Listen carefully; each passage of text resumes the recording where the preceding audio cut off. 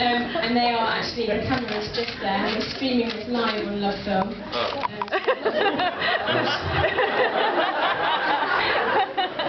So we've had lots of people in the chat in the past and in the past to ask questions. We've had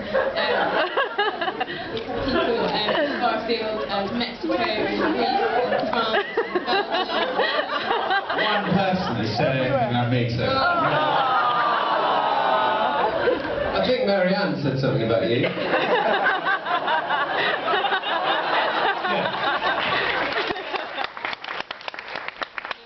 So, before we open up to the audience and take some questions from the online... We don't have a Zoom on my phone. Nick, can you tell me a bit about the book called I Was Bono to Doppelganger? When did you first read the book, and how did it sort of travel from being a book to a film?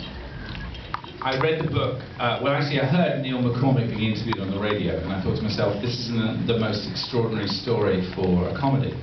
Here's a guy that went through the late 70s and early 80s, passionately trying to make it in the movie business, in the film business, in the music business, completely failing. And the idea of somebody failing that miserably and failing with such passion and joy was to me a great source material. So I looked at the book and I thought, well, how do you translate a book which is basically episodic and a series of incidents into a story? So then I went and invited two writers called Ian Lafreniere and Dick Clement, who wrote Commitments and who've done a lot of good comedy work, and they translated a very sprawling episodic story into a simple narrative. And how long has it taken you to get it from script to screen? This one has taken, I think, about 5 or 6 years, and I think The Hole, I did a movie called The Hole, and that took about the same time. So sometimes when you make movies that you actually genuinely just want to do and nobody else does, they take this time. But when you make movies for the studios or for other people, they take less. But this has taken about 5 or 6 years. Okay. And Ben, how did you get involved in the project? I was sitting in my in a trailer in Brisbane in Australia, filming one of the Narnia films, and this brown envelope sort of was shoved under the door, and I started reading it and started sort of giggling to myself at you know, this man's life, and then I found myself by about page 8.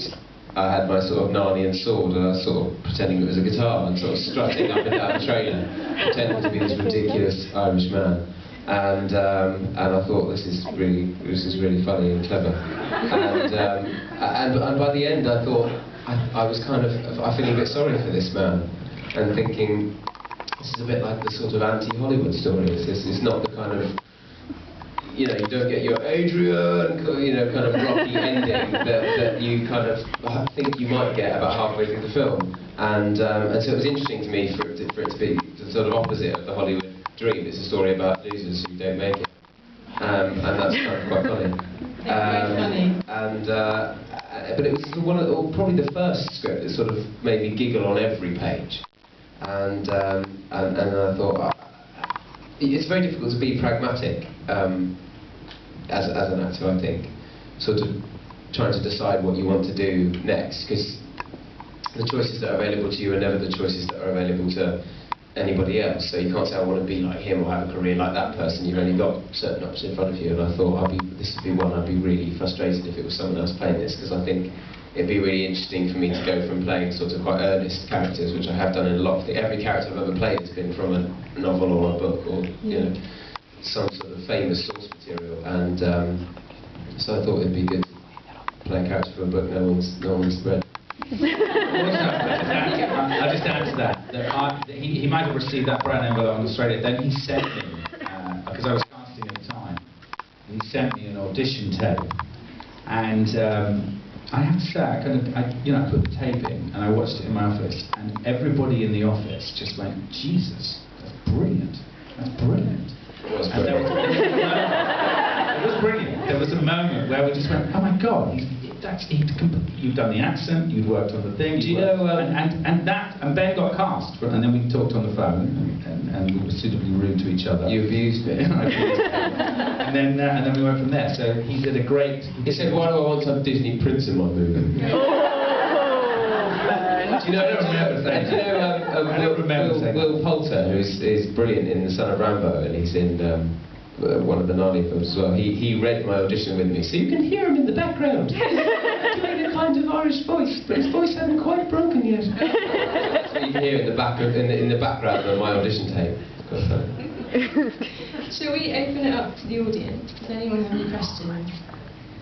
Don't be oh, right, yes, right in the middle. There's a raving mic, so if you don't mind speaking into the... Hi, just a bit. Hi. Basically, you have a dialect coach for Narnia when it came to the Mediterranean accent. I did, yes, Yeah, for the first one. Did you have to have a dialect coach for this one, or...? Actually, the same man, it was a man called William Conacher who sort of helped me with my dialect stuff, Prince Caspian, and then in the next one, Voice of Dawn, the director went, let's not have that ridiculous accent in this one. Okay, it's probably a good idea. And then I had the same dialect coach for this, but the budget for this film was kind of stretched quite thin, I think it's fair to say, before we started. Yeah. And so we could only afford it for 2 hours instead of the sort of traditional 5 minutes.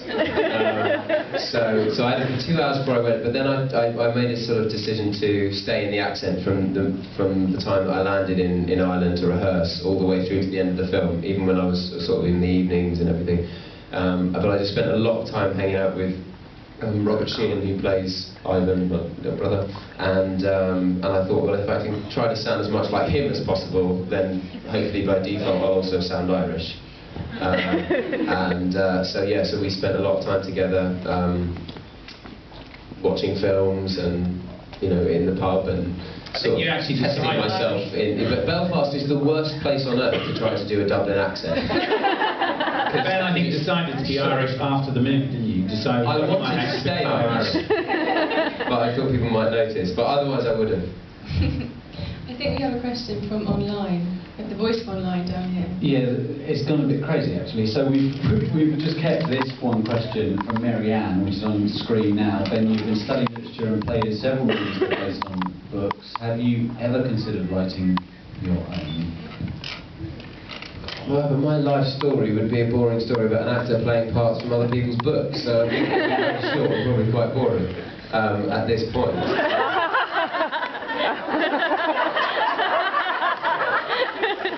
You'll be unsurprised to hear that there's been a lot of that. Lemon finds me attractive. An online person called I Am the Walrus asked what was the easiest thing to do on the movie and what was the hardest thing for you to do on the movie? The easiest thing was the very bad dancing. That came very naturally to me.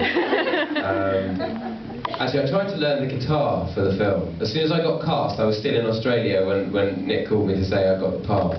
And I was very excited. I bought a guitar and tried to learn how to play it. And then as soon as I got on set, having studied for 3 whole weeks, Nick said, you look much more ridiculous without the guitar, so let's use that. So the dancing was probably the easiest. What was the hardest thing? I don't know. I think the hardest thing was just making plausible all those ludicrous and ridiculous events that took place and all those decisions, and making those decisions that Neil made as a character in the movie plausible to himself as an actor, because you have to believe that you're doing the right thing. The movie rests on the character being an idiot, but being an idiot and really believing that he's not an idiot. And I think still the film, talking to the people who have seen it, it splits people. I mean, some people are just aggravated with him all the way through to the end and want to give him a slap and sort of explain to him that he's ruining his life.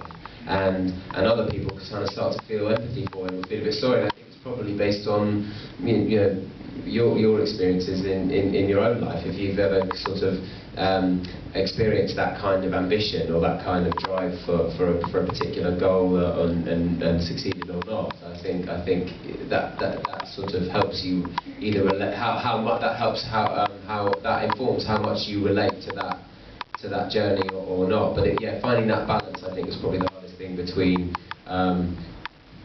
sort of empathy and plonker. How does Neil feel about the film? The real Neil? Actually, Neil has, apart from going through a kind of minor psychological crisis when he first saw the movie, has now come round and enjoys the film in terms of its own humour and the celebration of that, and is reconciled to the idea that now his life story has now been retold again. The funny point is that Ivan actually now believes that's the truth, that actually he did actually stop him being in U2. So now within the family of the McCormicks there's a rift where Ivan actually believes that Neil actually did ruin his life. So the first time that the real Gloria saw the film, she got really, really upset with the real Neil. And the real Neil couldn't work out why, and eventually, sort of having over dinner after watching the film, he went, "What is your problem? What's wrong?" And she was like, "You slept with that woman." and he said, "I didn't really. That's completely made up. Ben Barnes did that in the film. That's completely made up, fictionalised for the sake of the story." And he said, "Then why are you upset?" And she was like, "Well, it's just like something you would have done." Have you actually got the feedback from Bono? Yeah, we have got feedback from... What did he say then? Well, the band watched the film about 2 months ago in Australia when they were on tour. One of our producers took the film out there and played it to them one afternoon. They hired a cinema in Melbourne, and all of U2 turned up with all the colleagues and friends and associates that they've been working with on tour. There's about 30 or 40 of them in the room, and they loved it. They started about laughing. I think they still laughed